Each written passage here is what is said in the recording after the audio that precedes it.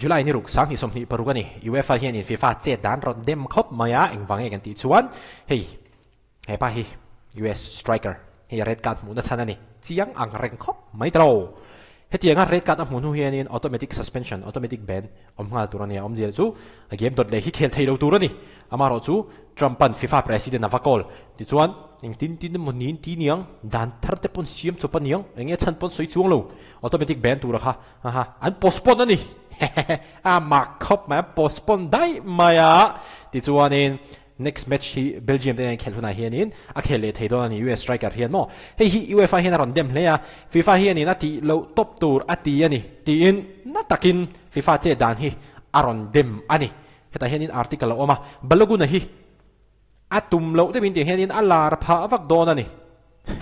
oh kum som ni pangami le kania pressure po sang viang mai theya ma seng po ni se a FIFA in tiangan ti ta sa chu van chuan hin thade win khel tum lo te ang te po ti jok mai theya mar ru tak phei chu mo ti chuan hei darkar thum kal ta le ka hemi article hi an ron po sania UEFA has strongly criticized FIFA's shock decision not to uphold a Balogun's automatic ban at this World Cup, calling it unprecedented, incomprehensible and unjustifiable. Ting hian UEFA chuan in natakin statement ron siama hetianga FIFA ina a du da na thutluk na an ron siam kwal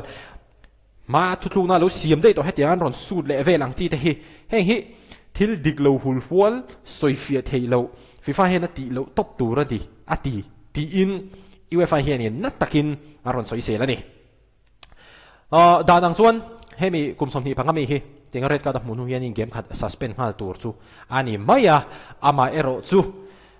World Cup thleng tu ram pathum zinga pakhat alo ni ve khami tima alo tel ve wange Trump le FIFA World Cup hati FIFA President FIFA World Cup President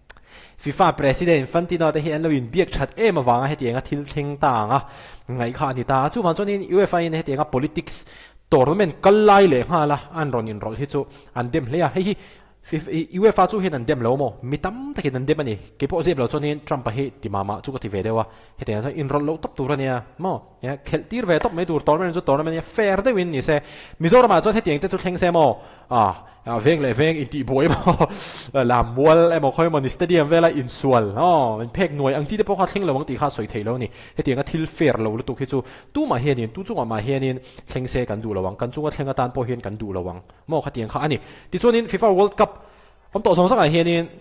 miza somriat pariat in red card hi an lo mu ve to miza somriat pariat red card mo to zinga chuan hetianga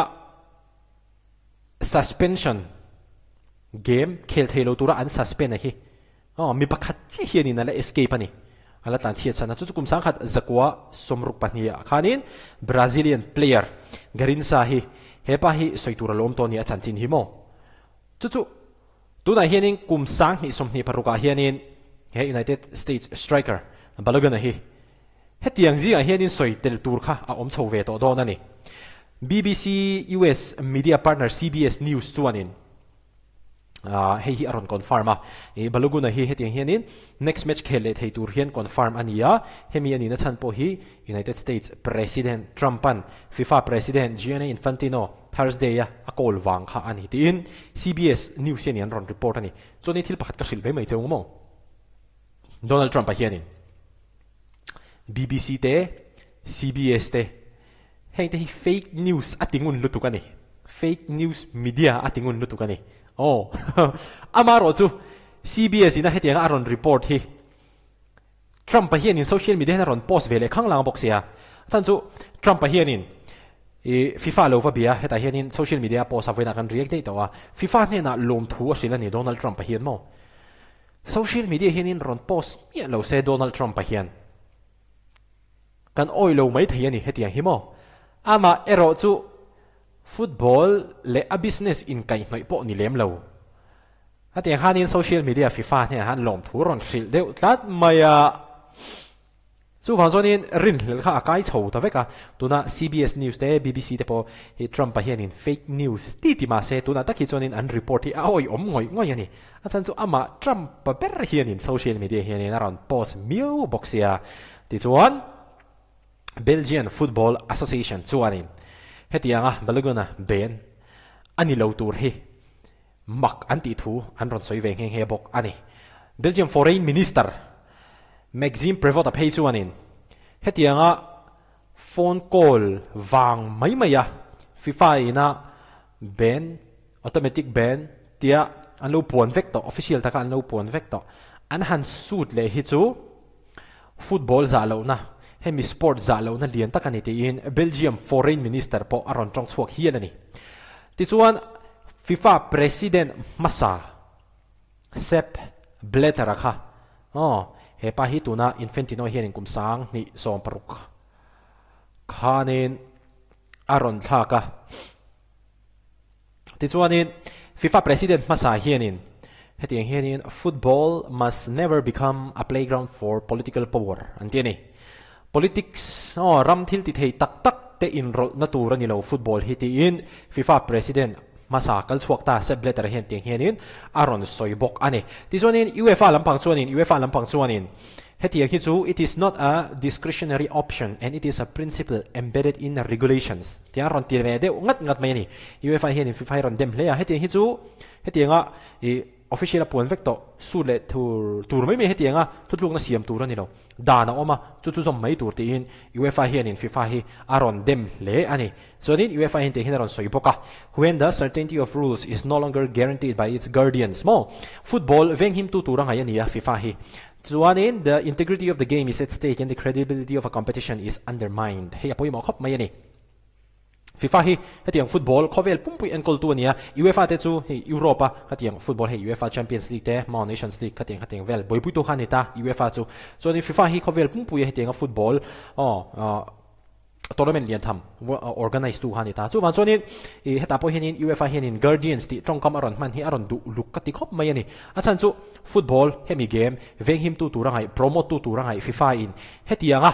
thil ati du hi chu mi na football an ngai hlut na tele competition a fair nge fair lo anti na angchi song te kha mi ngai dan te kha a thalo zong in aron khong theidon ni ti in UEFA hian te hianin na takin FIFA che dan hi anron dem mani ti chonin an han soi zela equally such a decision creates a precedent in the ongoing tournament where similar situations will now require an equal treatment to the detriment of the competition hey dikchi ani UEFA ron soi himo achan chu min red card lo mu se tuna Trump na FIFA president na va ko lang hian khami player ram president moram shoi tu mokhanin FIFA president hiwa kol ta se hetiang hianin FIFA lampang hianin treatment no pe an lo pe ve duangem treatment an pek du lo ni chuanin affair lo hleang tuna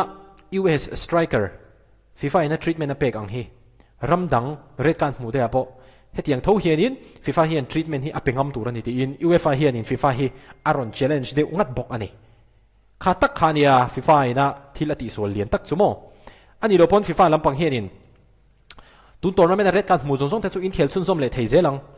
in red kan mu zong te kha kha kum khat nu aron effective chawang tiang zong te po tu na aron soyang hian a soyangai chho to me thine a soi lo ni phei chuanin min FIFA hian ring hel don tu kan he engmani thil fair lo deuh hi Instagram vela hianin mu tur hi a box ya UEFA lampang hian aron soi le we express our disbelief at such an unprecedented incomprehensible and unjustifiable decision an oi thei lo ani UEFA hian hetinga FIFA a che thimo an oi thei hlol lo ani chuanin European Union Commissioner for Sport Glenn Mikalev chuanin decision on sports belong to the sporting bodies, not politicians. Aron tinghat mayani. European Union's Commissioner for Sports chuanin. Hetianga sport chungbi ka thutluk na hi chu sporting bodies te siam turani. Politician te ron enroll na turani lo. Maram tilani. Trump hi chu Trump ani boi thla khop mai a chang hin ming thai em chang hin ming chele em tinga thil om dan ani ti chuan UEFA and FIFA have been at loggerheads over a number of decisions in recent months. Aron tipok ni UEFA le FIFA te hi tun tha voitam tak an ngai dan haloin ang lo to ani UEFA Champions League affair zia tipok an siang UEFA Champions League mo amaro chu FIFA a hi chuanin engmani hi chu om deu ni soi thiam ba khia chuanin comment section a hianin thu lo de hianin in hnial na ka ti chuak ang ti ka lau box ya amaro chu FIFA hi chuan engmani chu om deu ani tro engmani dik lo chu om deu ani heti hianin UEFA hianin na takin aron tong chuaka an ron dema chuanin England coach Thomas Tuchel po hianin aron tong na khop mai ani a chan chu England le Mexico anin tum khan England kha 3-3 nan sakta tero khata khanin England player pakhat kha khan red card amuta kha engtin nge ni ve don kha ni le dai mai ani mo kha tak kha ni a boi kha ko mai khati song kha ni le phot mai se video le kanin mule theu don ne